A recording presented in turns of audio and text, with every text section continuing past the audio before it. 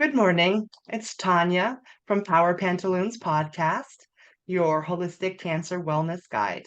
Today we have Dyanne Kelley. She is an Amazon best-selling author, speaker, and psychotherapist, and she has been for over 25 years.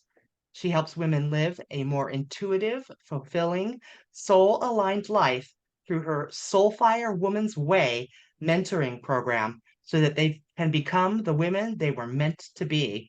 Welcome, Dyanne. Thank you, Tanya. I'm so happy to be here. And thank you for all the work you're doing for women and especially for cancer survivors. What a deep calling. So I'm honored to be here with you. Thank you. I'm glad that you are here with me today. So, can you tell me a little bit more about your work? Sure. I guess I would have to give a little bit of history in that through my own healing journey. And when I say healing journey, it's pretty broad. I mean, it's like a spiral. I started somewhere and then kept going deeper and deeper in my life. But my own healing journey through divorce and then healing through childhood sexual abuse and then later just health issues that I had. So I had my own journey, and meanwhile, I'm taking women through their own healing journey. And I was able to see a pattern and discover a path that as women, we basically all take to healing, wholeness, wellness, to becoming the women we're supposed to be, to live a fulfilled life. And I just decided then I needed to get that out so that more women could experience it. So that's what I do in a couple of sentences. Yeah, I I'm finding that a lot of the people that help in the wellness and the healing and the inner work field have been Mhm. assaulted as a minor. I Mhm. was also, yeah, and it's interesting to see that just about everybody I talk to has some sort of sexual abuse story. Do you have any idea how that correlates with the trauma that we endure like as adults or Oh my goodness. Yes. I mean, if we are unhealed, how it manifests in our life, oh my goodness. It limits us. It creates self-doubt. I mean, we could just list all the all the issues, but almost rather than to go into that, I also want to say that for me, it was an opportunity to really dive into and reclaim 100% who I was meant to be, which I had, when you're a survivor, you have so many layers um, that you go through life with, and you're making decisions through those parts of you, those layers that aren't really you, not the essence of you, not the you with the clarity and the vision and the love, the self-love for who you are. Um, yeah, and this program that I do isn't specific to that. It just happened to be my journey and how I got to where I am. But women come to me through wherever they are, whatever they've gone through, whatever they're currently going through, whether it's a major life transition in the present moment or something from the past, like trauma. So. yeah, I'm finding like that I want to research it more to find out just how many um people are ending up with diseases Right. because they had a sexual trauma or some sort of, whether it's abuse or whatever it is. I would love to find out if they have studies about that. I think I need to put that on my to-do list. Oh, absolutely. There are studies about that. And let me share a little bit more of my story regarding that. So I'm going through life and I created this life for myself based on perfection, also related to trauma, just based on my fear of abandonment. And I thought that was the healing answer to my past. And I discovered well, I didn't discover, I ended up getting very, very sick. And it took a while for doctors to figure out what it was. And I wasn't heard, which is a whole other story related to women and finding your voice. That's one of my sections in the path. Um, but what turned out is I had Graves' disease, and I ended up with a huge goiter. I mean, I don't want to get into all the specifics of how I was feeling at the time, but I was barely functioning. I couldn't sleep. My heart was pounding out of my chest. My legs were swollen. I couldn't walk up a flight of stairs. Um, but this was the beginning for me because it was not lost on me, Tanya, that I had a disease in my throat because I had remained silent all these years. And I'm getting chills as I'm talking about this because that was my introduction to chakras.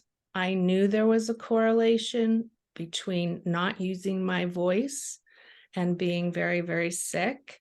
And it was one of the bends in the road that opened up my spiritual journey. And I just jumped in. I jumped in, and I was really wanting to save my soul. I knew I I had to do that. So yeah, I 100% to answer to your question, right? I'm I witness I to it. completely understand, Diane.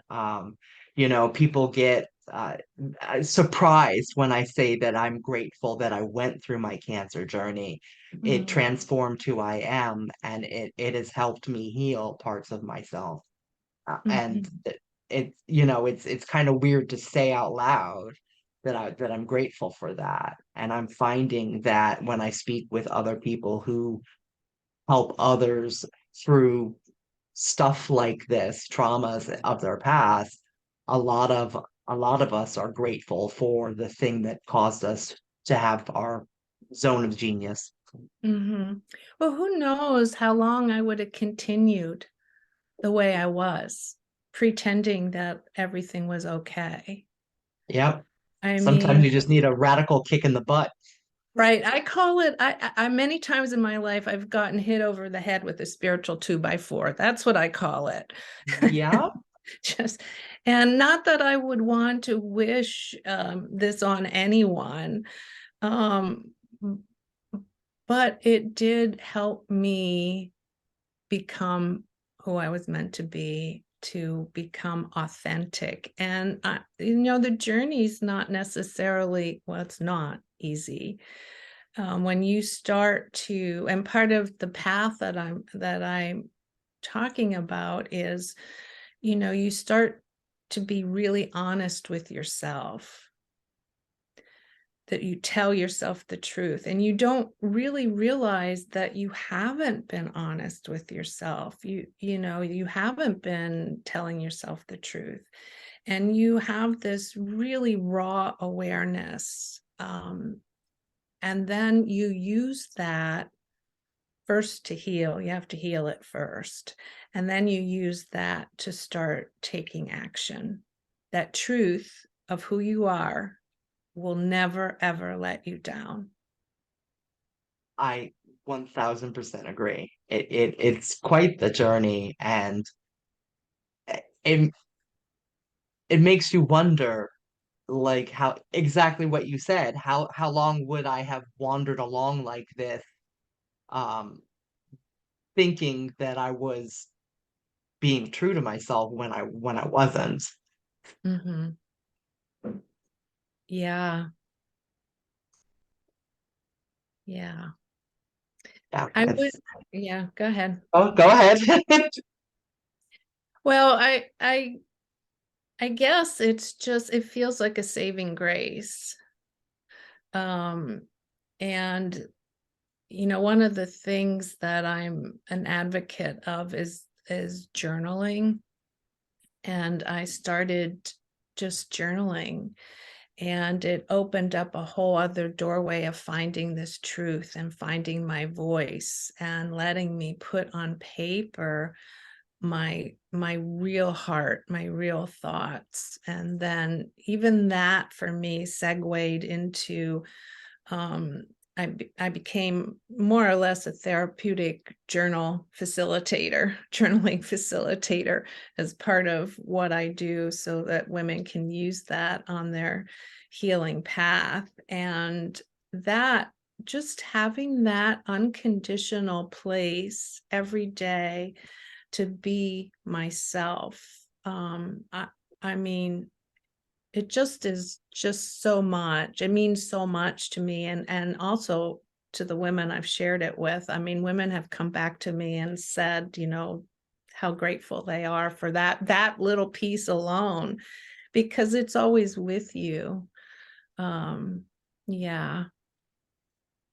I have tried journaling several times, many times during my life, and I'll journal for a little while and then I'll put it away, and Mhm, I know how beneficial it is. I just can't seem to mhm, get in the rhythm of doing it, and it is very interesting when you go back and you read some of the stuff mhm, that was critical at the time, and you're like, mhm. I don't even remember this. Like, the way I the mind know. works is so weird. Well, girl, we need to talk because I can just share with you, and I'll share a quick one right here. It's so journaling is not about what you write. It's not even about what you say. It's about the process and what it does for you. So that one of the easiest um, techniques, I think. And it's still, I mean, I teach a number of techniques, but this still is one of my favorite ones and and one of the best ways to get to an answer you need or to the heart of a matter. But you ask yourself a question that you really, really want an answer to that resonates with you in your heart. And then you put pen to paper and you write absolutely as fast as you can without thinking, without stopping. So spelling doesn't count, grammar doesn't count, what you say doesn't count, whether it's a complete sentence, it doesn't count. The only thing that counts is you do it as fast as you can for 5 minutes. That's it, 5 minutes. And you will be surprised that the way it works is your intuitive side, which I work a lot with intuition because that's our birthright as women. The intuitive side of you will send you the message you need to hear, will give you the answer. And that's another thing I strongly believe is that we have all the answers within us. So we just need to be able to facilitate that. And I promise you, you have 5 minutes and you'll be able to do that and stick with it. And you don't want to always ask yourself the deepest, darkest, most revealing things. It's, you have to come up for air once in a while and you have to shift the energy once in a while. So then you ask yourself a different question, something, what do I need to do to feel joy today? I To think shift it. Go ahead. I think that there's more than one way to do that, though, because before I go to bed, I'll ponder something that I really, I'm working on or whatever, and then I'll go to sleep and I'll allow my dreams to help me. And in the morning, I have more clarity on the issue. So I think there's more than one way to get to that answer. Oh, for sure, for sure. And dreams are a great way to do that. Yeah, yeah. Trusting your intuition is critical. It's Mhm, absolutely because it's trusting yourself. And when you trust yourself, you can heal yourself, you can mhm, command yourself, you control yourself. You don't always control the situation, but you can control how you handle it, you know, mhm. glass half full, glass half empty kind of deal. Like so it helps with your self-worth and your personhood. Right. And you don't have to feel self-doubt if you trust your intuition. And you get really good at discerning your intuition. Just, different people feel it different ways or notice it different ways. For me, it does come through writing, messages come through writing, but I feel messages, I have an instant knowing through my body as well. I can tell if something's good for me, not good for me. Um, but it really does eliminate self-doubt. It So, yeah, does, yeah, because then you make better decisions for yourself, which builds your confidence, which exactly. Wh- then you make still better decisions, and it's an upward spiral. It Right, right. so the first step in a wellness journey for everybody really is starting to trust yourself. And I know it sounds super easy, but it's absolutely not super easy. You know, Oh, no. Women come to me because they feel stuck. I know it's a broad term because you can feel stuck because, you are going anything. through anything, right? You can feel stuck just because, not just, I don't want to say just, you've devoted your life to your family or raising your children, and all of a sudden you just forgot what was important to you or who you really are. And yeah, and so it creates self-doubt.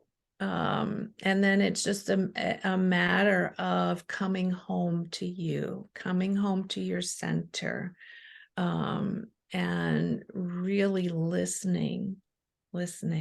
Yeah, and then being able to trust that.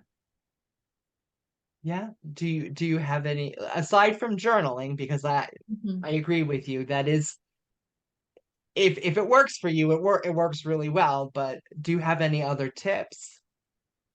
For intuition, Yeah. yeah, for intuition. Well, the first thing I would say is to really get into your body. You can do it in 5 minutes. 5 minutes. Do body scans regularly, and just what that is you just go from the top of your head to your tippy toes and go through every part of your body and just notice. Just become aware, just notice the sensations that you're feeling. Is it open? Is it closed? Do you feel, a pit in your stomach? Anything, without judging. You're just noticing. And what happens is you become aware where when your body's talking to you, and your body really lets you know in the quickest way. um it gives you intuitive information, right? So Yeah. I think we are so often up here in our heads.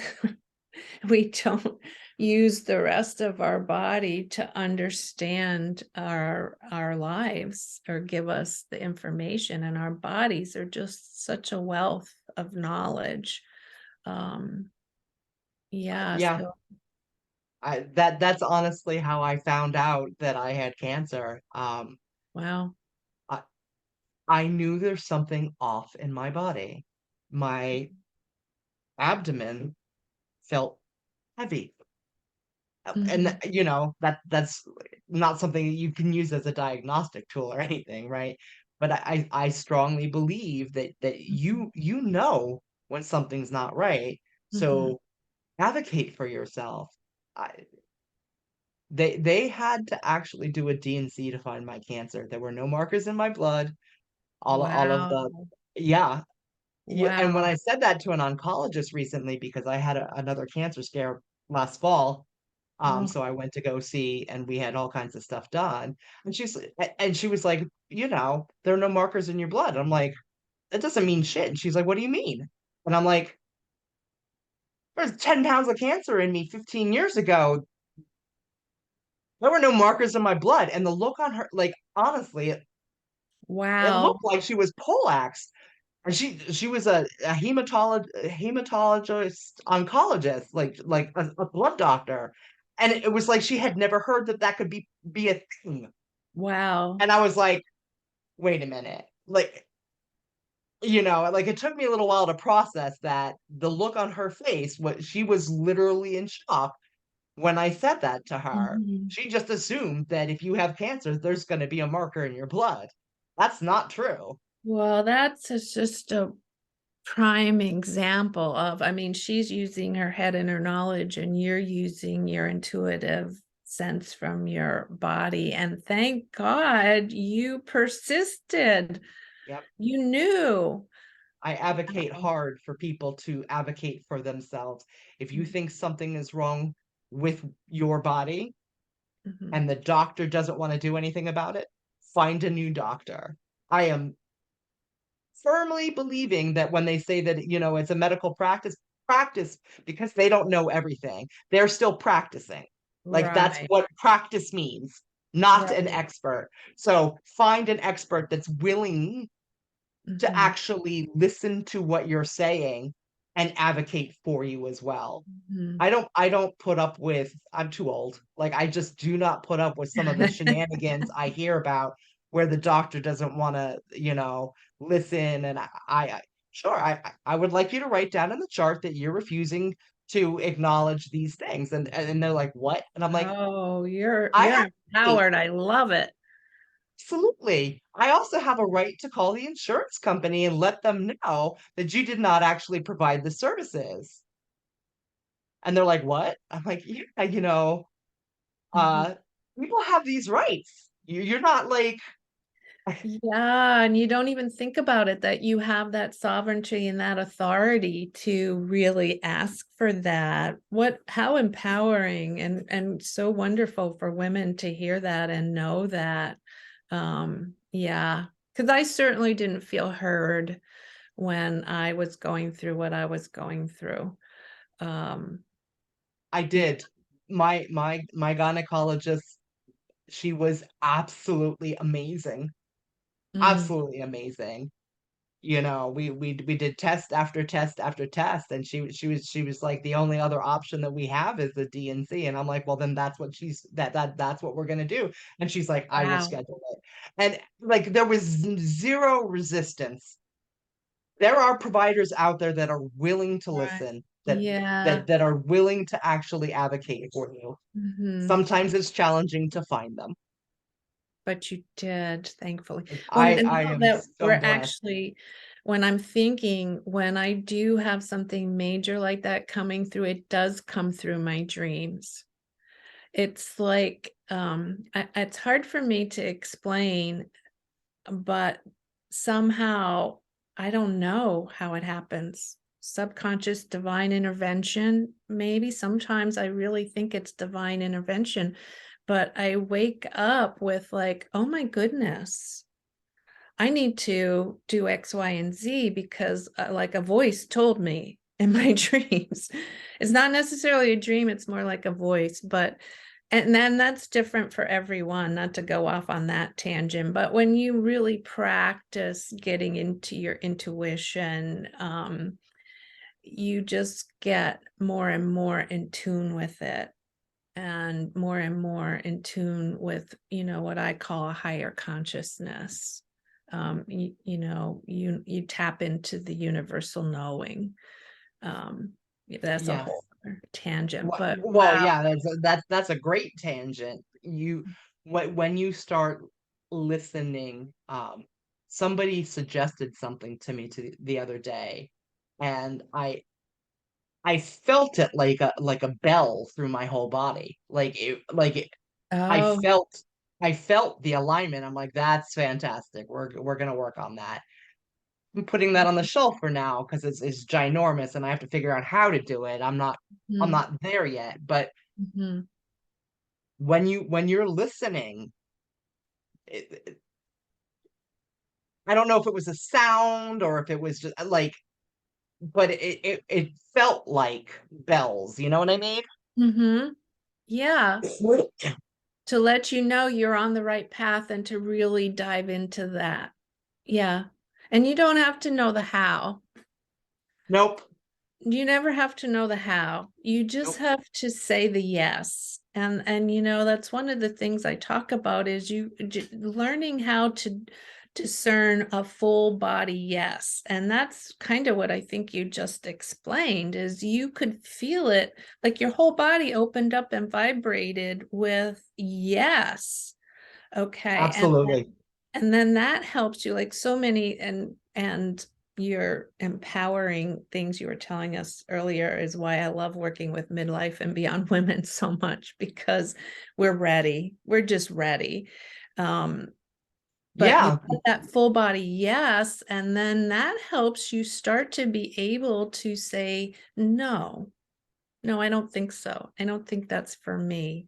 Not at this time, because I think women tend, I'm really generalizing here, but we can be overgivers or, yeah, We s- overgivers. we spend our Sure. 20s and 30s catering to other people and Mhm. trying to make other people happy. And then when Mhm. we hit our 40s, we start to go, wait a minute. And the older I I was get, I was actually I was 39, I think, when I got really sick. Yeah, I was 38. there you go. Right. So, Yep. yeah. Yeah, it does change in your 40s for sure. Yeah. And You start to actually own your own personal power and mhm, be more discerning on who you're going to help and when, and being very clear on your personal boundaries because bound, you need to yes. be. You need to be clear on your boundaries. You cannot give from an empty cup. No, and I was just talking with someone yesterday and she had a beautiful visual for it.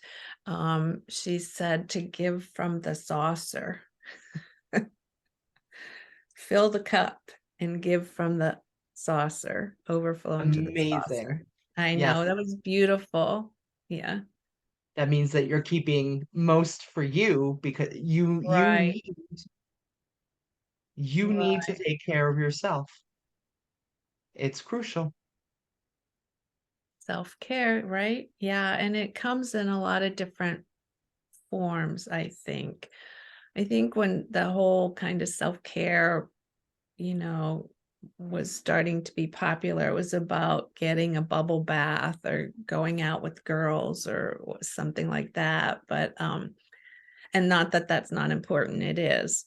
But what you're talking about, I think the number one self-care thing you can do is set boundaries and be aware of your boundaries and know how much physical exertion you can take or do know your emotional level, like when you start to give too much and you start to feel feelings that inside, like resentment or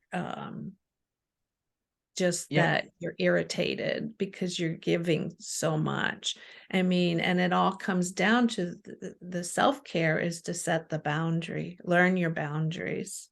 Yep. and adhere to them. I, Yeah. I think I think the first step in self-care is doing the work to figure out, I call it shadow work, like doing the work to figure out what those boundaries are, who Hmm. you are as a person, what you will and will not Hmm. accept. Like Hmm. defining the boundaries before you can even set the boundaries, you need to know what they are. So I Right. think that goes hand in hand. Right. And then the practice of it and, growing the courage to be able to set them time and time again. Because I promise you, people in your life, when they're used to you doing certain things in a certain way, they don't just say, "Oh, she set a new boundary. I'm not going to ask No, more," or whatever. No, they come back harder and more challenging. So you practice and you practice and you practice until they finally get it. That, yeah, you're shifting the dynamics and the energy a little bit. right. When you've set the boundaries and people are used to being able to take advantage of you and they're not allowed to do that anymore, Right. relationships change and then then they put the blame on you. Well, you've changed. Well, That's we're the truth. supposed Yeah. to.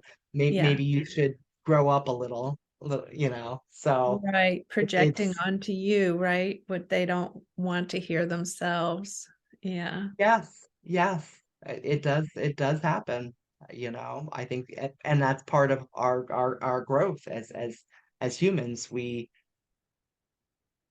develop relationships, and sometimes people are meant to be here for a little while, and sometimes they're for a season, sometimes they're Mm, long time individuals. But every relationship, every interaction, you're learning something from it. So, that's the absolute truth. Yes.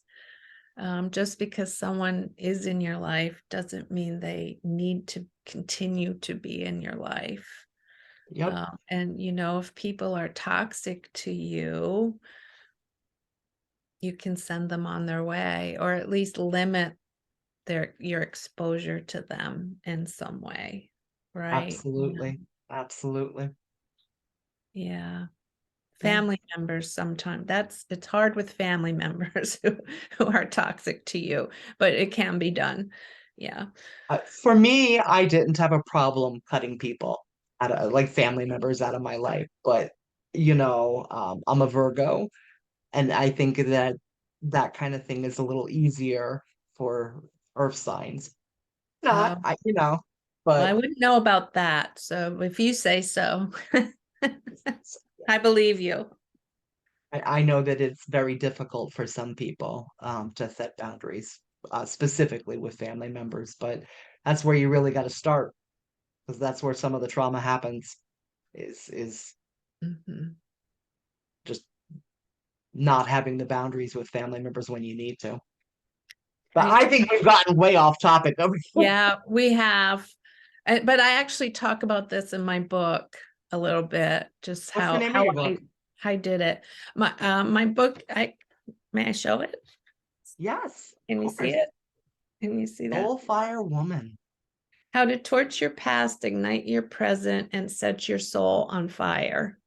Amazing. And so, yeah, I have a lot of the self-help tips in there. I call them, what did I call them?